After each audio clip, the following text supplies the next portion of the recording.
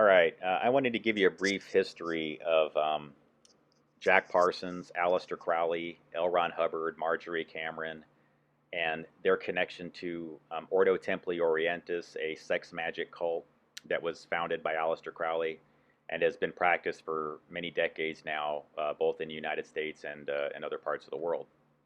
It's not something a lot of people know about, but you kind of hear people hinting about it. So I wanted to kind of clarify how there's a link between Nazis like Werner von Braun, who formed our early missile programs like Titan, Polaris, things like that, nuclear missiles, other types of missiles, and Jack Parsons' invention of jet fuel, or rather mastering of jet fuel to propel these missiles, his relationship with Aleister Crowley.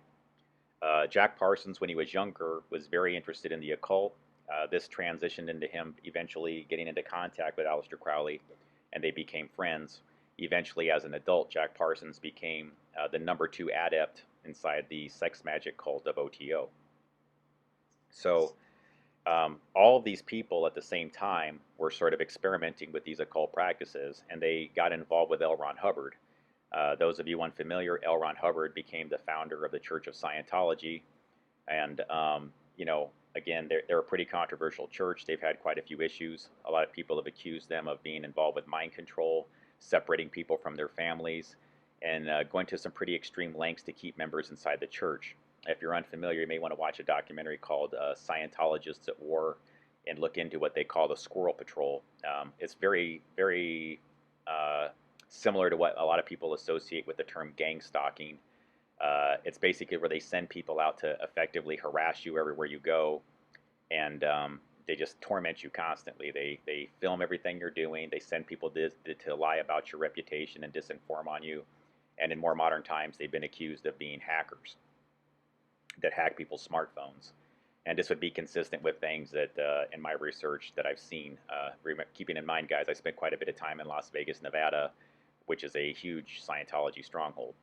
But a lot of people that are in the Church of Scientology don't really understand that their founder, L. Ron Hubbard, was a pretty high-ranking occultist at one time, or rather dabbled in the occult with some pretty high-level people.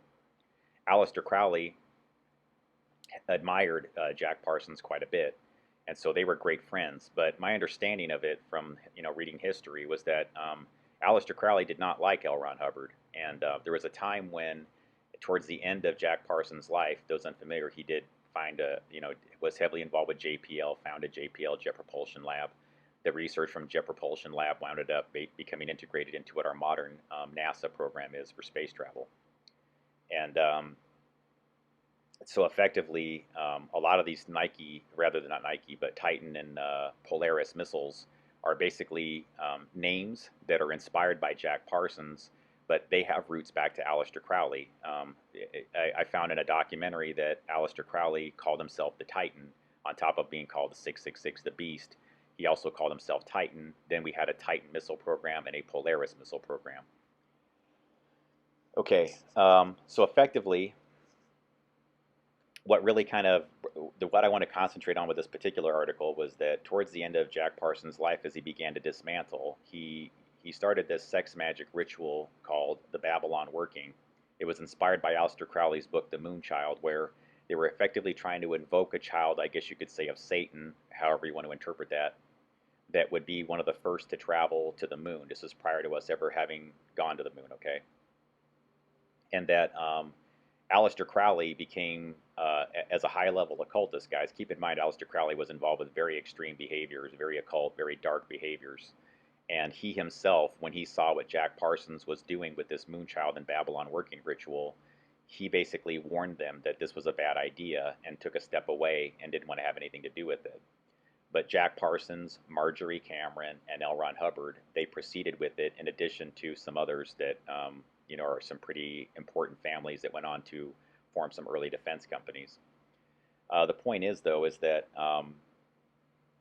when Jack Parsons began to dismantle, it was as a result of, towards the end of his life, participating in this Moonchild ritual, this Babylon Working with Marjorie Cameron and L. Ron Hubbard. It was pretty explicit, you guys.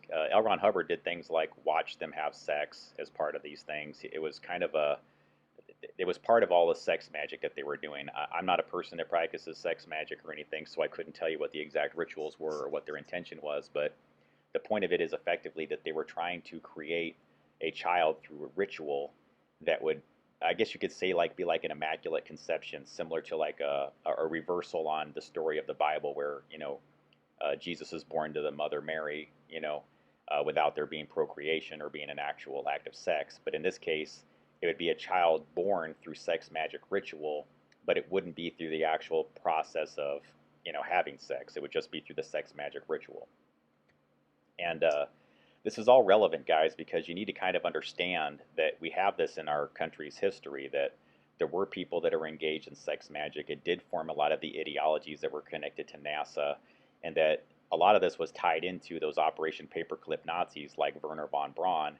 And, it's just concerning to me, and I feel like it's something that we haven't really addressed in our country because we really don't acknowledge this level of occultism. It's sort of like kind of buried away and hidden, and we really should be talking more openly about it.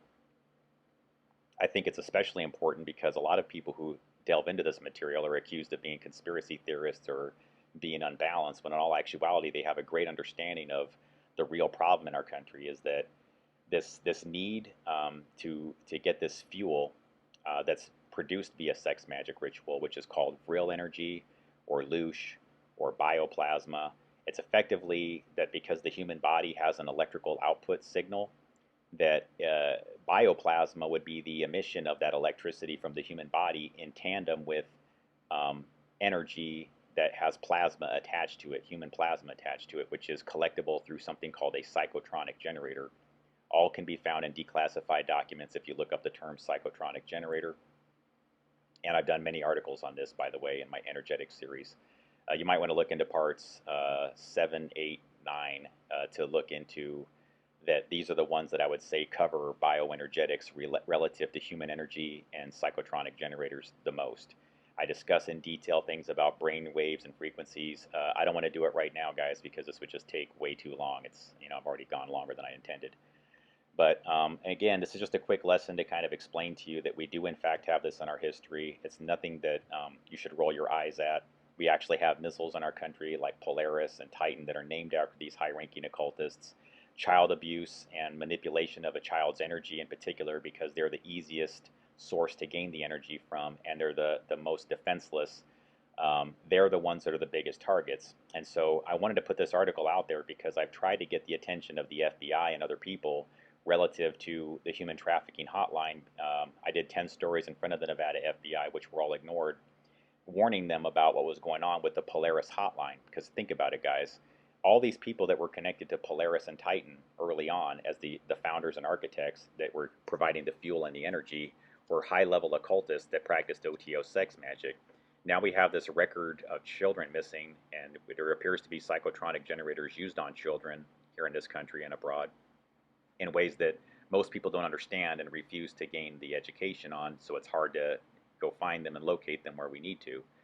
And all I've asked anybody in our government or our military or FBI to do is just to partner with me to decrypt something that's highly esoteric and very strange. And so I'm just kind of doing this to encourage you to look into my energetics research, to really understand the history of people like Jack Parsons, L. Ron Hubbard, Marjorie Cameron, Aleister Crowley, their relationship to the Babylon working, and how that informs a lot of our Operation Paperclip ties to the Nazi Party, who were brought into the United States, had their records expunged despite the fact that they had horrible track records of human experimentation, including on children, and that this doesn't seem to be something they ever stopped doing.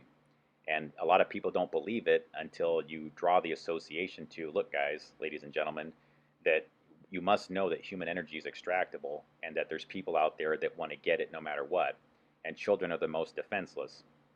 And Nazis of this variety do not seem to have any consciousness. They don't seem to care about anybody. I mean, they'll do this to people of all ethnic groups, including their own, simply to gain access to this Vril bioplasma energy that is in fact a fact that is just unknown and highly occulted. So please get familiar with that. I'll provide you some links, and I'm going to put links to this slide and some of my material on Twitter so that you can get a better understanding of it. And I would say that if you want to partner with me, it's a good time to do that. But I would say that, if you're going to, make sure you know what you're getting into, because, obviously this material is pretty controversial, and the people that are connected to it are no joke. So again, I do expect more from my country. I do expect better from federal law enforcement to be dealing with this problem. I'm going to be very open about that. I'm very disappointed in the way they've handled it up until now, but hopefully I've given them enough materials and education to where if it was just simply a lack of believability that caused them to dismiss this information, hopefully now there won't be a reason to do that. So again, to everybody else, I appreciate your time. I appreciate you watching my material and taking it in, and I'll provide more materials for you to understand it. Thank you very much for watching.